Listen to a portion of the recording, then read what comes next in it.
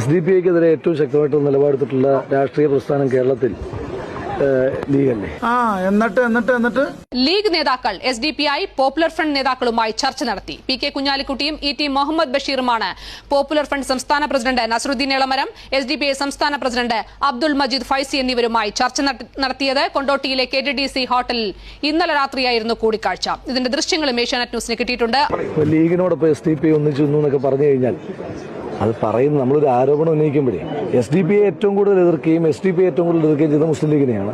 ആ ലീഗിനോടൊപ്പം SDP കൂടി എന്നൊക്കെ പറഞ്ഞു കഴിഞ്ഞാൽ അതൊരു തമാശ. ഉപദേശം കൊള്ളാം പറഞ്ഞ സാറേ. മുസ്ലിം ലീഗ് SDP-യുമായി രഹസ്യ ചർച്ച നടത്തി. PK കുഞ്ഞാലിക്കുട്ടിയും ET മുഹമ്മദ് ബഷീറുമാണ് ലീഗിനായി ചർച്ചയ്ക്കെത്തിയത്.